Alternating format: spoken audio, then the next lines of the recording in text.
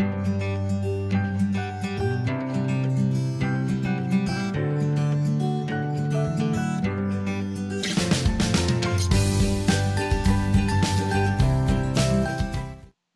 여러분 반갑습니다. 계속해서 우리 설교 실습에 대한 설교 시연 혹은 설교 원고에 대한 평가를 하도록 하겠습니다. 먼저 유정열 우리 학우님에 대한 설교. 요한계시록 11장 3절에서 11절까지이고요. 제목은 살려내는 교회, 살아남는 교회. 주제가 자기 증명의 삶을 뛰어넘어 복음의 증인, 증명을 통해서 증명이 아닌 증인이 되자, 이런 워드플레이를 가지고 아주 주제를 일목요연하게 잘 만든 것 같습니다. 목적은 교회 공동체로 하여금 복음 증인의 사명을 감당할 수 있도록 원포인트 투 무브의 이런 설교, 꼬리에 꼬리를 무는 방식으로 설교를 전개를 합니다.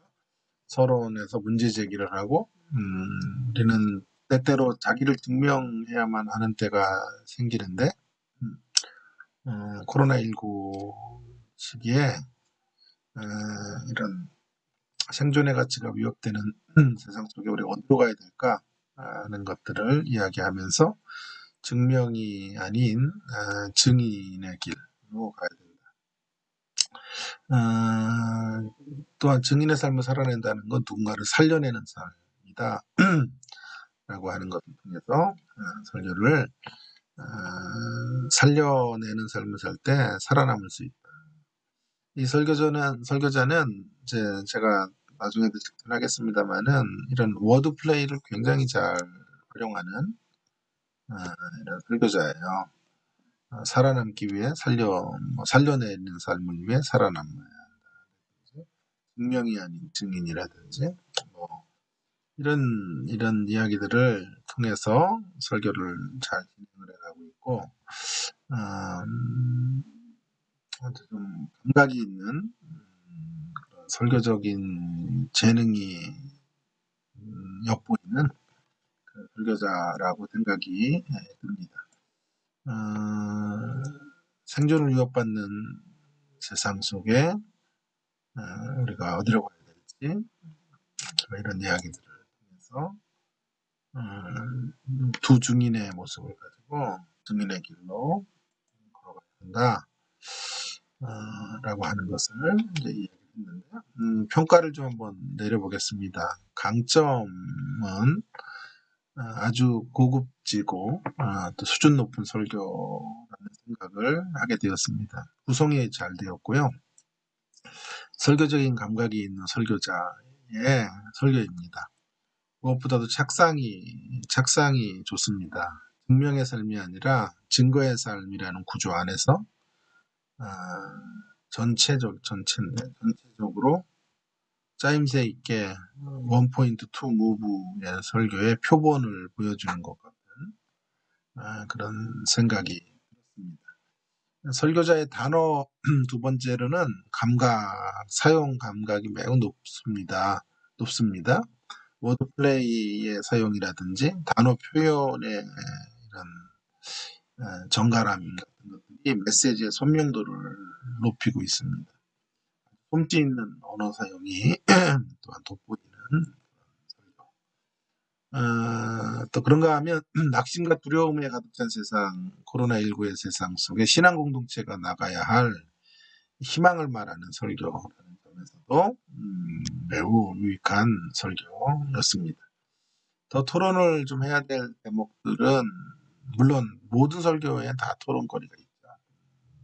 그래서 오게티와 같은 이런 부분들이 좀 있습니다. 그런 것들을 잘 또 점검하셔서 마지막 우리 이걸 최종 페이퍼를 낼 때 확대하시거나 또 수정하시거나 하면 좋을 것 같은데요. 선교자의 제안을 따라 증인 공동체가 답인 것을 설득이 되었습니다.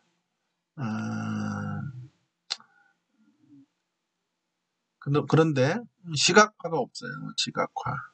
그런 증인 공동체가 어떤 형태의 증인 공동체인가를 알려줘야만 할 것 같아요. 어떤 교회가 되어야만 코로나19 이후에 대안이 될 수 있는 것입니다. 코로나19 이전에도 한국 교회는 전도와 선교, 증인 공동체가 되는 일을 유난히 강조했던 이런 교회들이었죠.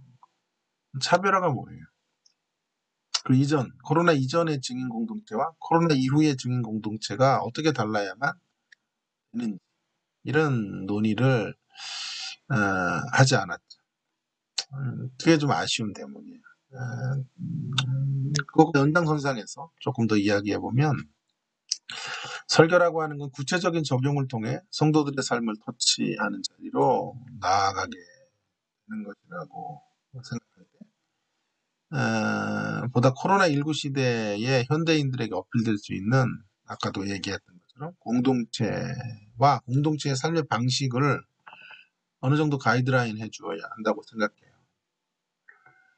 예를 들어 코로나19를 만난 한국교회의 방향은 그저 이전처럼 전도지 뿌리고 뭐 곳곳에서 노방전도 열심히 하는 그런 교회는 아닐 거예요. 그죠? 흩어지는 교회로 이제 가야 될 텐데 또 건물을 다시 크게 세우고 이전처럼 뭐 몇천 명, 몇만 명 모았던 신화를 만드는 교회 이런 것도 아닐 거란 말이에요. 포스트 크리센덤 시대를 만나고 있는데 우리가 지나고 있는데 그런 세상 속에서 건물도 다 날의 시간의 개념도 전부 무너져버린 이와 같은 세상 속에서 교회가 가야 될 방향들을 좀 보여줘야 될 것 같아요. 물론 그걸 너무 거창하게 제시하라는 말은 아니에요. 일단 지탄받지 않는 교회, 지탄받는 교회들대로 하지 말아야 되겠죠. 예를 들어서 뭐 신앙이 하나님의 상식을 받아들이는 것이지만 상식을 무시하면 안 되는데 뭐 방역에 협조하지 않는다든지 뭐 자신들의 어떤 신앙의 논리를 따라서 세상을 부정한다든지 이런 건 말도 되지 않잖아요. 상식의 수준에 머물지 말아야 되지만 상식을 존중하는 게 이런 것들. 어느 분은 코로나가 아주 기승을 부릴 때 방역에 협조하는 교회가 되어 가는 것이 우리가 가야 될 길이고 또 마스크가 구하기 힘들었을 때는 마스크를 남에게 양보하고 이런 일들을 하는 교회. 뭐 아주 사소하고 디테일하겠지만 적어도 이런 코로나19 이후에 승부수를 다시 전도하는 것이다. 이렇게 회귀할 것이 아니고 구체적으로 다시 증인이 되는 삶이 어떤 삶인지 하는 것들을 원론적으로는 말했으나 공동체 안에서 그런 모습으로 서 있었던 사람들의 오늘 현장의 이야기들은 좀 없었지 않았을까요?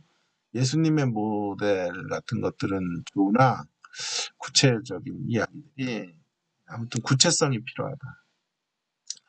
좀 더 부각을 해야 될 대목이 하나 있는데 13절이라고 생각이 들어요. 엄청난 구절입니다. 저에게 있어서는 정말 계시록 안에서 희망을 보게 하는 구절이에요. 계시록은 계속해서 심판을 당하지만 세상이 돌아오질 않아요. 근데 유일하게 세상이 하나님께 영광을 돌렸다라는 구절이 여기 나와요. 물론 그것이 대대적인 회심을 말하는 건 아니겠으나 어쨌든 두 중인 공동체의 걸음이 하나님 앞에 인정을 받고 그것들이 증명되는 모습이거든요. 그래서 13절을 강조해야 돼요. 증인 공동체가 이렇게 걸어갈 때 이런 결과를 우리는 만들어갈 수 있다는 확신 속에서 신앙 공동체가 앞으로 행진해 나가야 될 일들에 대해서 논의하는 이런 보완점들이 좀 필요하지 않을까 하는 생각이 듭니다. 그럼에도 불구하고 매우 훌륭한 설교를 했고 설교를 듣는 내내 참 미래가 좀 그렇게 보이는 좋은 설교자 한 분이 잘 탄생할 수 있겠구나라는 생각이 들 정도로 아주 훌륭한 설교, 감동이 되는 설교를 하셨다. 그런 말씀을 드리고 싶습니다. 지금의 이런 모습으로 계속 꾸준히 발전해 가시기를 바랍니다. 수고하셨습니다. 자, 두 번째 이제 우리 설교 우리가 좀 할 것은 김혜령 우리 학부님의 설교를 좀 다루도록 하겠습니다. 삶이 복음이다. 제목도 참 좋고요. 계시록 11장. 11장 하는 분들이 좀 장이 좋아서 그런지 설교들을 그래도 의미 있게 잘 하시는 것 같아요. 중심 주제가 하나님은 교회가 그리스도를 떠나 그리스도를 따라 고난과 함께 영광도 받게 하십니다. 목적은 그리스도가 하나님의 마음을 품고 조금 중심 주제와 목적이 조금 같아야 되는데 마음이라는 단어가 또 들어왔고 고난 가운데도 예수님의 증인의 사명을 끝까지 감당하게 하기 위해서 그러면 이 목적을 따라서 주제를 바꾸든지 주제를 따라 목적을 조금 더 손을 볼 필요가 있을 것 같은데요. 어쨌든 하나와의 두 개의 하우의 패턴으로 소개적인 게요, 강의적인 게요, 설교적인 게요. 하나님께서 왜 교회를 보호하시지만 고난도 주시는 것일까? 보통 1절과 2절을 이렇게 함께 가지고 가기가 참 쉽지가 않아요. 이게 되게 어려운 대목이에요. 1절과 2절을. 근데 1절과 2절을 가지고 연결해서 13절까지 가는 것은요. 굉장히 노력이 많이 들어가야만 고민을 많이 해야만 연결할 수 있어요. 그래서 잘하셨단 말이에요. 저도 이제 설교를 여기 많이 했죠. 이 대목을 1절과 2절을 따로 떼서 하고 그렇게는 해도 이렇게 연결을 하기가 이렇게 쉽지가 않은데 무난하게 아주 잘 연결을 했습니다. 그래서 1절과 2절을 가지고 Y에 대한 논의로 간 것 같고 3절부터 6절, 7절부터 13절을 가지고 How 하나씩을 답을 주는 것으로 이렇게 연계를 했는데 착상이 참 좋았던 것 같고 좀 고민이 많았던 이런 설교자의 흔적들이 이런 데 드러나는 거야. 이렇게. 그래서 얼마큼 노력했는가 하는 것들을 충분히 심작할 수 있게 하고 얼마나 성의 있게 설교를 만들려고 했는가 하는 것을 느껴요. 그러니까 몇 분 준비했는지 이런 것들이 다 느껴져요. 어느 정도의 준비를 가지고 지금 발표했는지 다른 학우들도 마찬가지죠. 그건 뭐 정확하죠. 이런 것들이 증거가 되겠습니다. 그래서 아주 하나님께서 교회를 보호하시지만 왜 고난을 주시는가? 아직 하나님께 돌아와야 될 영혼들이 있으니까 고난을 성전을 측량하되 짓밟힌 것도 있단 말이에요. 보호지만 궁극적 보호 속에 짓밟힘도 허락하신다. 근데 왜 그랬을까? 돌아올 영혼들이 있어서 성경에서 그렇게 답하지는 않지만 얼마든지 유추할 수 있죠. 얼마든지 그런 답이 가능한 답이에요. 하나님께로 돌아와야 될 영혼들을 위해 교회는 어떻게 해야 될까요? 복음을 전해야 되고 또 어떻게 해야 될까요? 십자가의 길을 가야 합니다라고 하는 건데 그렇다면 아까 말씀드렸던 것처럼 목적을 가지고 주제를 바꿔야 될 것 같아요. 하나님의 영광도 받으신다. 개요 속에서는 영광에 대한 논의는 없으니까 하나님의 마음을 품고 복음을 전하고 십자가의 길을 그 마음으로 가야 된다. 물론 이제 그 결과로 영광은 얻게 되겠지만 영광을 직접적으로 개요상에서 논의하지를 않으니까요. 중심 주제는 그리스도를 따라 하나님의 마음으로 증인의 삶을 살아갑시다. 이런 식으로 다루는 게 더 나을 것 같은 생각이 듭니다. 자, 그래서 설교 자기 이제 가정에 있었던 어서 늦게 들어가면 아버지가 야단을 치시는 내용들로 시작을 해서 첫 번째 Y로 하고 두 가지로 연결해가고 설교를 했죠. 설교 들어보니까 또 내내 또 누구 아멘 부대도 있고 막 대답하시는 분들도 있어서 분위기를 좀 띄우기가 좋았던 것이 아닌가 이런 생각이 듭니다. 그래서 어떻게 해야 되는가? 영혼들이 다시 복음, 교란 속에서도 교회가 복음을 다시 전해야 된다. 그래서 굵은 베옷을 입고 1260일 동안 그들이 예언을 하는데 회개의 복음을 전하는 것이다. 라고 전해야 한다. 라고 말하면서 이제 여기까지 본문은 이제 마무리를 하고 그다음에 10장으로 달려가네요. 10장에 다시 예언해야 된다. 이런 말로 다시 사랑하고 지긋지긋하게 변하지 않는 남편들 제가 많이 쓰는 표현인데 이런 것들로 변화 그들에게 굉장히 좋은 논의를 했죠. 근데 다소 나중에 평가하겠습니다.만 이 설교자가 영향을 받은 데가 10장 쪽이 더 강력한 것 같아요. 11장보다. 그래서 아마 제 강의나 이런 책 같은 데서 만약에 도전을 10장에서 더 받은 것 같은 느낌. 11장을 좀 더 논의를 해야 될 것 같은데 10장을 가지고 첫 대지를 마무리하는 이런 얘기. 그러나 10장과 11장이 같은 짝이 되는 교회의 사명의 장이니까 불가능한 것은 아니나 그런 느낌을 갖게 만들어줍니다. 자, 그 다음에 이제 영혼을 향해 어떻게 끝까지 십자가의 길로 가야 된다. 그래서 마지막까지 십자가의 길로 가고 여기가 이제 그렇게 될 때 영광의 하나님께 영광을 돌리는 일들이 이제 벌어지게 된다.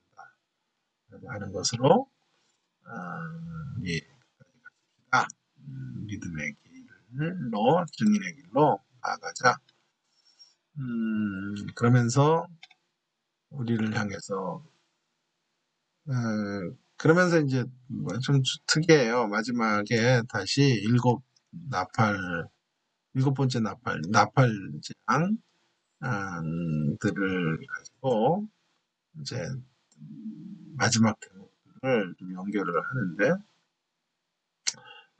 여섯 번째 나팔, 일곱 번째 나팔 사이에 존재하는 막간을 다시 또 언급을 하면서 그런데 왜 단 한 번의 재앙으로 심판하지 않으셨을까 기다림입니다. 아마 이 설교자가 이제 설교 서론과 결론에서 기다림을 좀 배치하면서 설교를 하고 싶어서 이렇게 논의를 한 것 같은데요. 여기가 조금 좀 논란이 되는 대목입니다. 결론을 마무리하는 대목에서 다시 이런 질문을 던지고 다시 좀 설교가 새롭게 시작되는 듯한 느낌을 갖게 된다. 별로 좋은 접근은 아니에요. 이거는 그냥 서론에 아까 첫 번째 Y 같은 데서 그럴 때 설명을 이런 인나팔 대접장 사이의 막간의 이야기를 이런 것도 굉장한 지식이거든요. 이런 지식들을 결론에서 막 새롭게 내놓으면 안 되고요. 이미 앞부분에서 결론에 이걸 정리하는 대목이죠. 그래서 이런 것들이 이 대목을 제가 나중에 말하겠습니다만은 앞부분으로 올려서 같이 논의하고 여기까지요. 어렵거든. 결론에서 이제 마무리하고 집에 가야 되는데 자꾸 또 중간 사이에 막간의 이야기를 하니까 그건 위에서 좀 처리를 하고 여기서는 촉구하고 어디로 가야 할지를 분명히 말하는 이런 이야기들을 영화로 마무리하는 게 더 좋아 보여요. 자, 김혜령 하구님의 설교 평가는 어려운 요한계시록 본문에 대한 정확한 읽기가 있었어요. 그래서 설교를 듣는 내내 신뢰가 생기게 만들어져요. 뭘 저분은 보고 하셨을까? 막 어떤 설교자들의 설교를 들으면 자료를 엉뚱한 걸 보지 않았나, 이런 생각이 들면서 여러 가지 추측들을 이루게 되는데, 안심하고 설교를 들을 수 있어요. 이 설교자의 성경 읽기가, 물론 저랑 좀 맞아서 그럴지 몰라도, 정확한 읽기가 아니었을까. 또 오해하지 마세요. 내가 정확하다, 이런 얘기를 하는 건 아니고, 어쨌든, 그런 면에서, 많이 이렇게 공감대가 있었고, 칭찬하고 싶은 대목이 있어요. 매우 철저하게 준비한 설교임을 느껴졌어요. 설교의 구성도 아주 치밀하고, 설교문도 본문과 청중 사이 균형 있게 오가면서 잘 진행이 되었기 때문에 그리 지루하지 않았죠. 흥미로웠죠. 여기 또 아멘 하시는 분들, 또 대답하시는 분들도 세워서 분위기를 이렇게 돋우어서 좋았다 말씀드립니다. 어쨌든 많은 고민들, 또 노력들을 했다, 이런 것들을 느낄 수 있어요. 그래서 고맙습니다 라는 생각, 말씀을 꼭 전하고 싶고, 고민한 만큼 설교가 잘 나왔죠. 설교. 그러니까 청중들은 이런 걸 느껴요. 이 설교자가 진짜 고민하고 많이 몸부림치고 연구하고, 그래서 내놓는 거를 느낄 때 제일 은혜가 되는 것 같아요. 그래서 모르겠어요. 저도 한 설교를 이제 계속 하는데, 한 교회에서 그 교회에 장로님 한 분이 말씀하시기를, 늘 고민 없이 쓰지 않는 설교자, 많이 묵상하시는 거를 우리가 느낍니다. 너무 감사하다, 이런 얘기를, 자랑인데요, 한 건데, 여러분 그런 모습이 이 설교자 안에 있어요. 그래서 귀하다.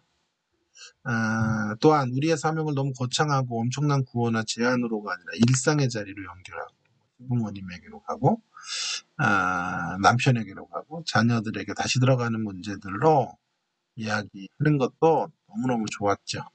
설교를 듣는 대부분의 교인들은 부중인들처럼 선교지에서 살 수 있는 사람들이 아니에요. 일상을 살죠. 일상의 자리에서 부중인이 된다는 것의 의미를 구체화한 대목도 보여요. 그런데 좀 보완이 될 필요가 있는 것은요, 첫 번째 하우에 대한 논의가 10장, 아까도 얘기했죠. 11절에 근거하고 있다는 느낌. 11장의 이야기가 다소 뒷전이고 10장에 더 부각되는 것은 아닐까. 10장과 11장이 전체적으로 교회의 사명이라는 점에서 그러한 접근이 불가능한 것은 아니지만, 11장의 논의가 더 중심이 되어서 논의되지 않는 아쉬움이 조금은 있어요. 결론 부분에 아까 들어와 있는 내용을, 아까 결론 부분에 와 있었던 내용들, 막간 사이에 있는 기다림에 대한 이야기들을 제가 시작했죠. 그래서 1, 2절을 설명하는 자리에 놓는 게 더 어울려 보입니다. 예를 들어서 이 대목이죠. 이 대목을 1, 2절에 Y를 논의할 때 거기서 정리하는 게 어떨까? 이유는 결론의 자리가 새로운 논의를 하거나 설명을 해야 되는 자리가 아니기 때문이에요. 결론의 금기사항 중에 하나는 뉴 아이디어, 새로운 아이디어를 가져오거나 새로운 설교를 하지 말라 입니다. 참고해 주시기를 바라고, 그런 부분들을 좀 바꿔서 확장하면 지금보다는 훨씬 더 좋은 논의가 충분히 될 것이다. 말씀 많이 노력해 주시고, 또 좋은 설교를 향해서 최선을 다해 주신 것에 대해서 진심으로 감사를 드리고, 고민하신 것처럼 좋은 설교가 됐다, 칭찬도 꼭 드리고 싶네요. 고맙습니다. 이제 윤은주 아버님의 12장 설교를 좀 들여다보도록 하겠습니다. 12장의 제목을 영적 전쟁에서의 승리, 주제가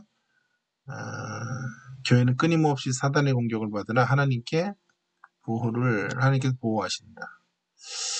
목적과 요지는 또 뭔지 모르겠어요. 목적은 그리스도인들이 이 땅에서 핍박을 받으나 배후에는 사단의 지시를 받아 영적 세력이 있음을 간파하게 하려는 것. 글쎄요. 목적은 요거가 아니에요. 보호를 받는 거를 이야기하려고 그걸 간파하는 것이 중요하지만 더 중요한 건 보호를 받는 거 아니에요? 그래서 조금 요걸 고쳐야 될 것 같고 요지는 사실은 필요가 없는 것 같고요. 요지는 아닌 것 같고 그다음에 하여튼 요것들을 주제와 맞춰서 목적을 주는 그런 이제 보호받는다는 것을 확진시키기 위해서 똑같이 가야죠. 뭐 교회가 끊임없이 사단의 공격을 받으나 하나님의 보호를 받는다는 걸 확신케 하기 위해서 설교가 진행이 돼야 돼요. 주제와 목적이 조금 갈렸다는 말은 약간 설교가 이제 방향을 조금은 하나로 이렇게 가지 못할 그 위험이 있다라는 것을 말하는. 그래서 그런 것들을 잘 마무리하시고 하는 게 중요할 것 같고 서로는 보이는 세계와 보이지 않는 세계가 있다. 하셨고 본론은 이렇게 처리를 할 필요가 없을 것 같고요. 본론 1이 이제 사단으로부터 받기받는 교회, 본론 2가 보호하시는 사단으로부터 보호하시는 교회를 보호하시는 역사 뭐 해서 이렇게 가. 요거는 전체 주제인가요?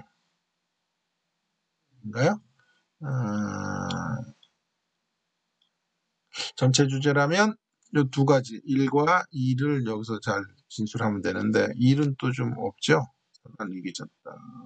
받는 교회에 대한 이야기. 어쨌든 그런 것들을 조금 더 세밀하게 들여다보시는 필요가 있겠어요.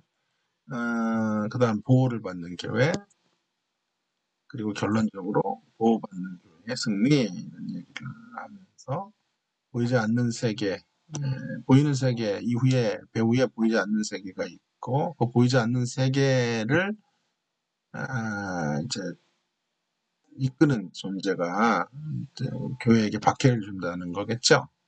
사단으로부터 여기가요. 여기서 이쪽으로 들어올 자리를 조금 더 이제 설교자가 고민을 해야 될 것 같아요. 모든 설교자들이 다 마찬가지인데요. 이렇게 서론과 본론으로 들어가는 자리가 그 연결고리가 느슨해요. 좀 뭐 어떤 문장들이 조금 더 들어가야 될 것 같고 어디로 향해 갈 건지에 대한 영적 세력이 있다는 것을 알아야 하고 인내해야 된다가 아니라 영적 세계가 있다는 걸 알아야 한다. 그 영적 세계에서 핍박하는 세력이 지금 등장하고 그를 통해서 이제 박해받는 교회의 모습을 보게 됩니다. 그래서 첫 번째 사단으로부터 박해받는 교회 1절부터 6절까지를 통해서 그 사실을 우리가 먼저 확인해 보려고 합니다. 좀 문장이 여기서 좀 끝났어요. 여기를 조금 연결을 하는 문장이 필요할 것 같고 그리고는 이제 박해받는 게 1절, 2절 주해들을 자, 3절에 대한 주해를 하고 제가 빨간색으로 이렇게 처리해놨어요. 그러니까 그런 이렇게 사단이 교묘한 방법으로 교회를 삼키려고 한다라고 하시고 그 다음에 하지만 하나님의 성도들은 사단에게 박해해서 내어버려 두지 않고 지키신다. 보호하신다. 이 주제는 2번에서 다뤄야 될 주제예요.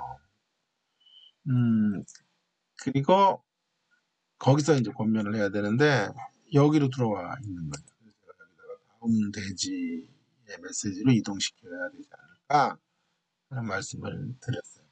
이 영역에서는요.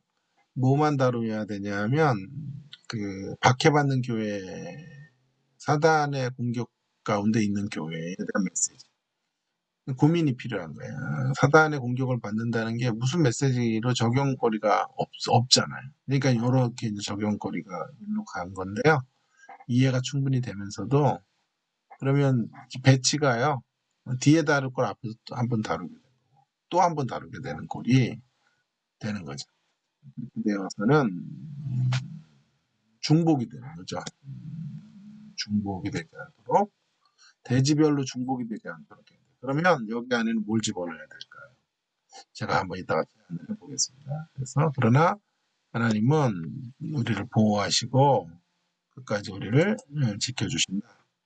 그리고 우리가 보호받는 것 확인하고 살아가자 이렇게 얘기를 했죠. 설교에 대한 전체 평가를 하면 사단의 세력에 박해받는 교회와 사단의 도전 앞에서 보호받는 교회로 이끌고 가는 것으로 박해받지만 보호받는다라는 대조적인 형식으로 구도를 잡은 것이 흥미롭고 좋았다고 생각이 들어요. 또 설교자께서 진지하게 본문을 설명해요. 충실하게 본문을 또 설명하고 있어서 본문에 대한 이해와 정보 전달에 기여하고 있다라고 생각이 들어요. 마지막 세 번째로는 눈에 보이는 세계 뒤에 눈에 보이지 않는 세계를 의식하고 그 세계에서 이미 사탄이 패했고 우리는 승리한 자임을 분명히 하는 가운데 인내를 끌어내려고 하는 것도 작상적으로 좋은 시도다라고 말할 수 있겠어요. 더 토론해야 될 대목들은요. 본문에 대한 주의가 이제 좀 다소 길어요. 그렇게 되면서 이제 고민이 되는 건 성도들이 어떻게 들을 수 있을까. 딱딱한데요. 우리처럼 신학을 하거나 뭐 이런 정보가 많은 사람들이 아니고 그렇기 때문에 정보를 줘야 되는 것도 맞지만 그렇기 때문에 조금은 들려지는 형태로 그들이 잘 들을 수 있는 형태로 딱딱한 틀을 넘어서 전해야 될 필요도 있는 거예요. 그래서 유진 피러스는 묵상적 주의를 해야 된다. 다소 신학을 한 사람들의 입장에서 본문을 설명하는 것이 아니라 그것을 잘 곱씹고 또 깊이 묵상하고 또 내면화시킨 것들을 풀어서 또 현대화시키고 그런 이야기들을 이렇게 해서 묵상적 주의를 하는 것을 권면하는 거죠. 예를 들어서 이제 아까 이제 12장을 1절이죠 3절식으로 쭉 설명을 해 가시는 게 조금은 딱딱하다는 생각이 들어요. 뒤에 이제 설교자 중에 한 사람이 그런 시도를 좀 하긴 했는데 12장을 하나님의 드라마로 12장을 설정하고 예를 들어 드라마를 재밌게 하는 건 등장인물들이거든요. 등장인물 1, 여자에 대하여 여러분 그 여자가 누구일까요? 뭐 이렇게 해서 하나님의 이 하늘과 땅에서 일어나는 전쟁의 드라마의 설정 1에서 첫 번째 캐릭터의 모습을 좀 눈여겨보십시다. 본문의 단서는 이런 정보를 가지고 이 존재가 누구인지를 한번 유추해가고 이런 논의 2번은 뭐 그 여자와 관련돼 있는 철장으로 만국을 다스릴 아이 그 아이가 누굴까요? 이렇게 하면서 두 번째 캐릭터 등장인물은 또 무대 가운데 이제 세 번째 등장인물은 이것과는 성격이 다른 또 다른 등장인물의 모습입니다. 용인데요. 여러분 용이라고 하면 뭐 어떻습니까? 중국 사람들은 용을 뭐 이렇게 생각하지만 성경이 말하는 용이라는 존재는 어떤 걸까요? 이런 식으로 주애가 좀 청중들을 어떻게 좀 가지고 들어오고 함께 좀 엮어가는 주애의 모습이 좀 조금 필요해 보입니다. 그냥 주애가 쭉 그냥 주석의 요약 형태로 쭉 가면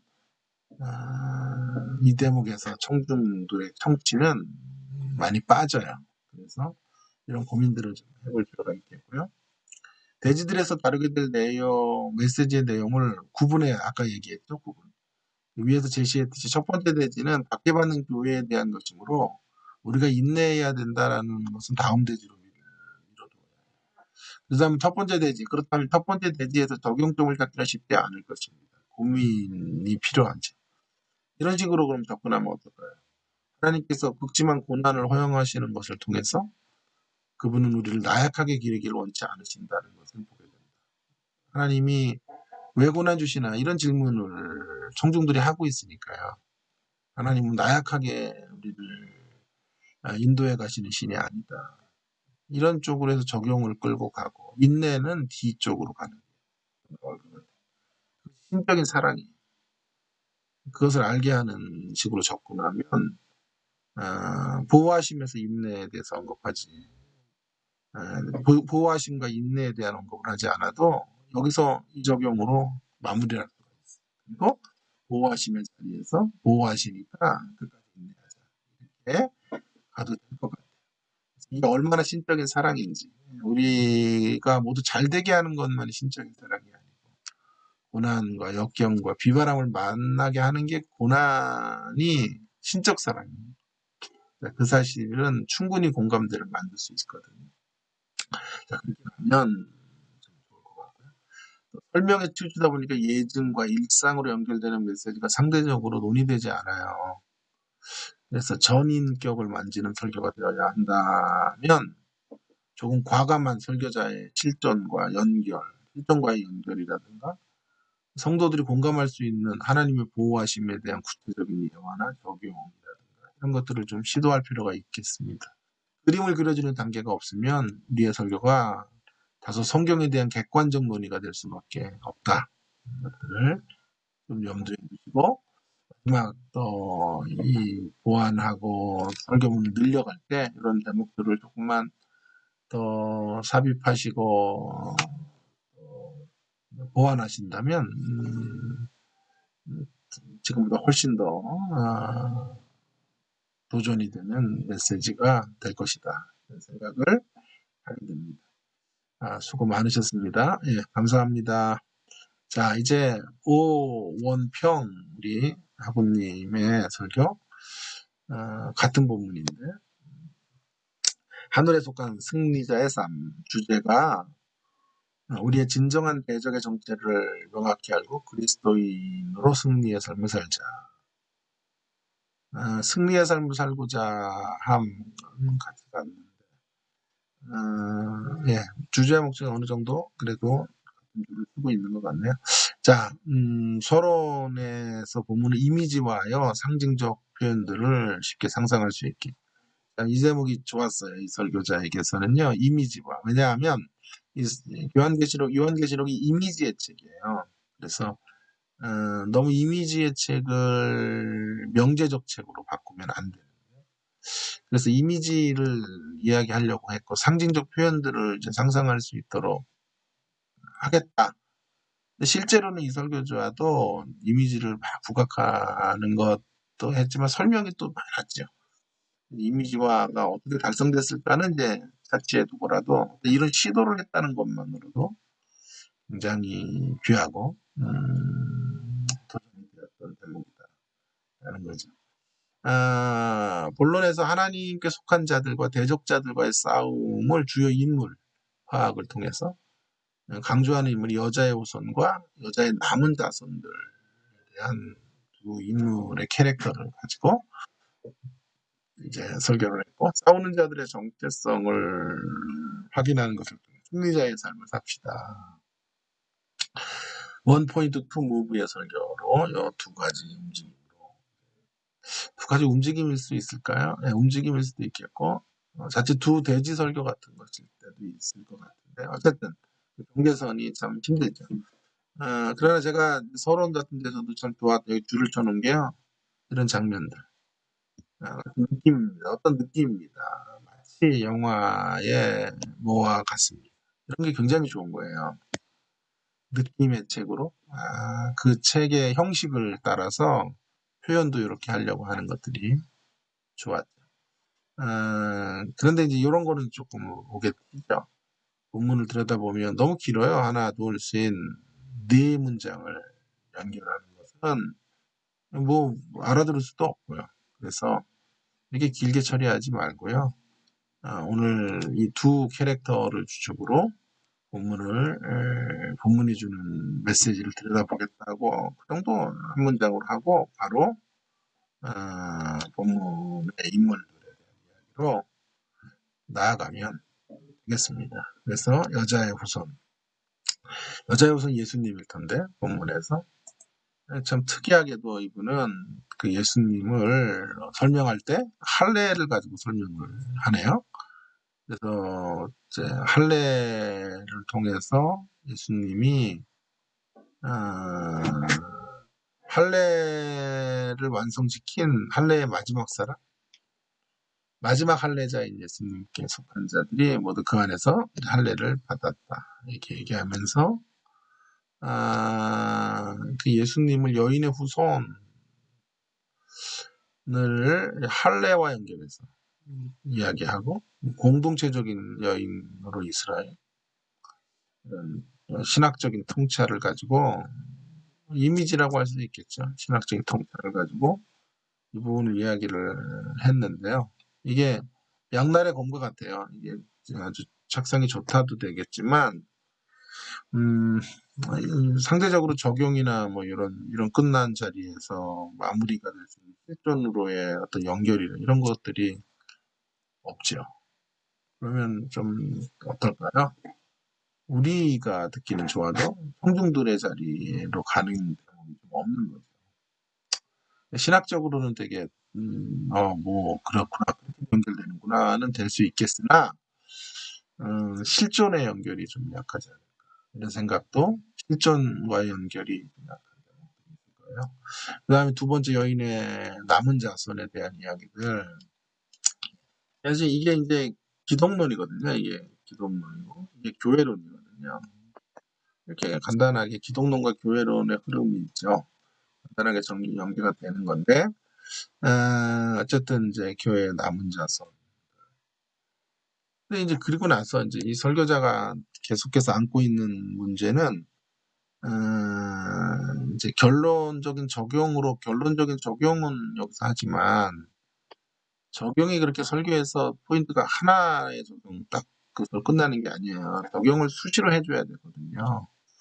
그러니까 첫 번째 대지가 끝난 후에도 적용이 들어가고 여인의 우선 여기서도 무슨 적용이 들어가서 유의미한 적용거리들을 좀 만들어서 청중들과 계속 적용하면서 넘나들어야 되거든요. 본문에 대한 논의와 이것들을 넘나드는 이야기들을 해야 되는데 그런 것들을 좀 잘 안 해요. 그래서 하는 게 조금 좀 이게 설교자가 지적인 이런 모습들도 많고 분위기가 참 설교자로서 되게 좋은데 이런 대목들을 조금 더 신경을 써야만 해요. 좀 다소 좀 원론적이고 다소 좀 신학적인 이런 냄새들이 나요. 그걸 좀 많이 빼고 좀 이렇게 가요. 그래서 이렇게 여러분 오디션 프로 같은 거 보면 성악 같은 거 하는 사람들 1등 되는 경우가 없잖아요. 그죠? 그러니까 성악적인 발성이 좋아도 그게 대중들이 듣기가 그렇게 쉬운 건 아니거든요. 그래서 조금은 이렇게 대중화의 작업을 할 필요가 있어요. 그래서 이런 식의 이제 설교로 마지막에 이제 적용을 이렇게 하는 것도 좋지만 중간중간에 적용을 해가면서 가는 것들이 필요해요. 자, 오원평 하구님의 설교에 대한 이제 평가를 좀 드리면요. 본문에 대한 이미지로 표현하려고 하는 시도 마치 이와 같습니다. 같은 은유적인 방식으로 제시하는 것이 상징과 은유적 형식으로 그를 담아낸 요한계시록과 잘 매치가 돼요. 이렇게 이제 이런 것들을 의도하신 분은 여태까지 설교자 중에 우리 오원평 전도 하구님이 처음인 것 같아요. 그러니까 이런 형식에 걸맞게 뭔가를 좀 풀어가려고 하는 시도가 저는 참 좋다고 생각하고 너무나 귀한 것이다라고 봐요. 시정일관 설교를 열심히 들어봤더니요. 매우 차분해요. 조근조근한 설명이 인상적인 설교라는 생각이 들고 목소리도 좋고 설교의 톤도 적당하고 전체적으로 풍기는 이미지가 매우 지적인 설교를 하고 계셨어요. 오늘 본문의 이미지 연결을 위해서 구약의 연결, 요셉 이야기라든가 할례라든가 또 여러 인용 구절들, 구약의 내용들, 인용 구절들을 가지고 시도하려 그래요. 성경으로 풀려는 자세가 귀하고 그런 면에서 설교자가 매우 이제 본문 중심적 설교를 이제 하고 있는 사람이다. 하고 있는 분이시다. 어, 아까도 말했지만 이제 토론해야 될 것은 서론에서부터 간략한 제시가 있어야 돼요. 아까 얘기했던 긴 문장으로 4-5개 이런 건 아니고 두 주연들 인물들의 모습을 통해 설교를 전개하겠다. 이 정도 하고 들어가면 될 것 같고 성경을 성경으로 풀려는 자세가 귀하나 그것의 전제는 설교를 위한 선택된 본문에 충분한 설명이 먼저 있어야 돼요. 그리고 그 이미지를 보완하고 분명하게 제시하기 위해서 타의 본문들로 가야 돼요. 충분히 본문의 의미가 제시되기도 전에 구약의 이야기들이 크게 자리를 차지하거나 하면 안 되거든요. 그런데 이야기들이 요셉 이야기로 막 가서 요셉 이야기를 또 장황하게 하고 할례 이야기도 장황하게 물론 돌아오긴 하지만 아, 그런 논의는 주객이 전도된 형태가 되죠. 그래서 본문에 그러다가 보면 본문에서 다뤄야 될 많은 내용들을 그런 설명으로 10분 설교에서 요셉과 이런 할례 이야기 몇 개 하다가 정작 본문에 대한 더 충실한 설명을 못하게 되는 꼴이 되니까 이런 것들의 밸런스나 어떤 양이나 분량이나 이런 것들을 좀 생각을 하시고 먼저는 주로 다루는 거는 본문이에요. 본문의 이야기가 여기서 연유되었다라고 하는 것은 귀한 명절이지만 그러나 본문을 갖고 승부수를 띄워야 되고 그래서 본문에 대한 더 많은 분량이나 내용들을 가지고 있어야 돼요. 그런 것들이 좀 아쉬웠고 조금 더 두 개의 대지를 문장으로 제시할 필요가 있어요.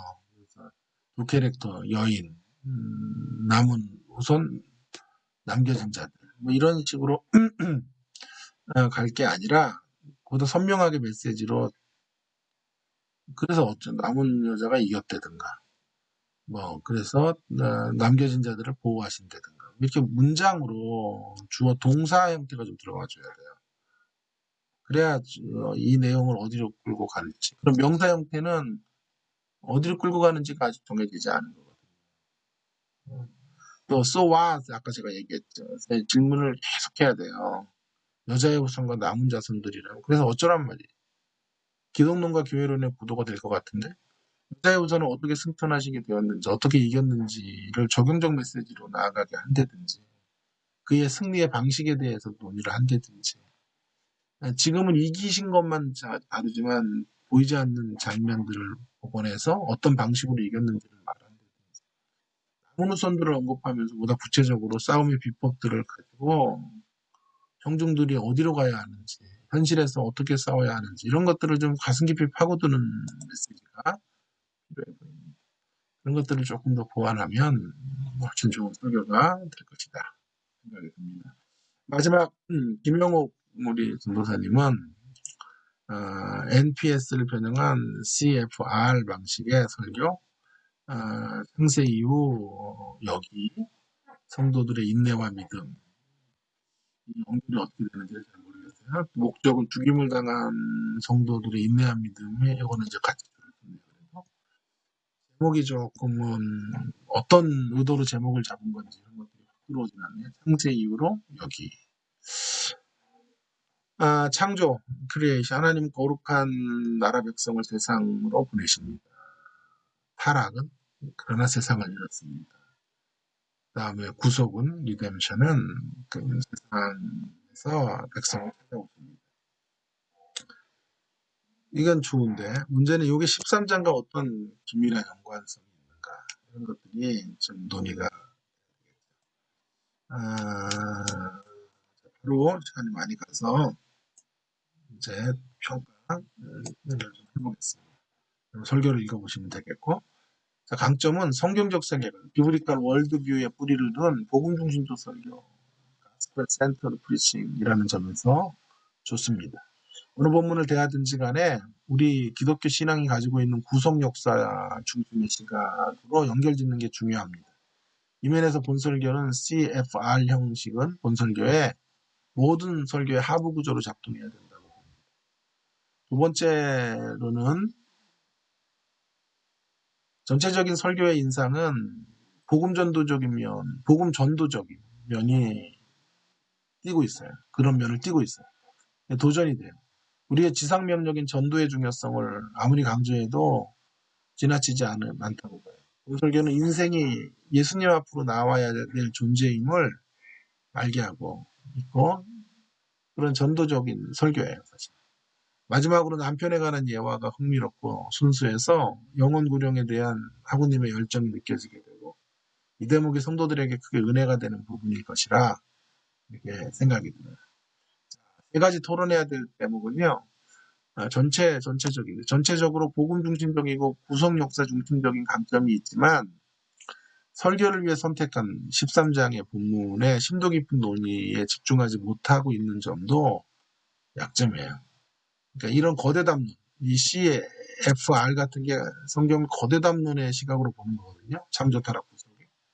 이러한 거대 담론이 강조되면요. 미세 담론들이 잘 못 다뤄져요. 그 당 본문들이 잘 못 다뤄지는 한계가 또 모든 설교자들에게 있더라고요.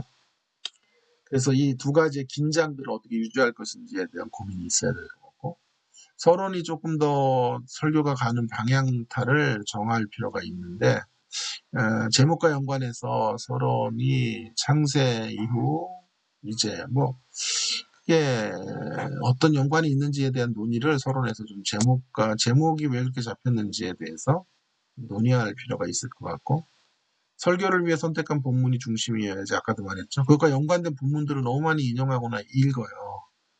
13장 부분보다 다른 부분들을 많이 읽다 보니까 집중도가 좀 떨어지는 이런 원인들이 될 수 있다는 거죠.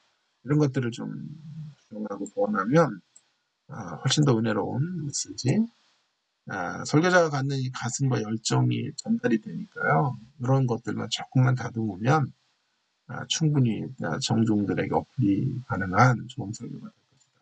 라는 생각이 듭니다. 예, 긴 시간 경청해 주셔서 감사합니다.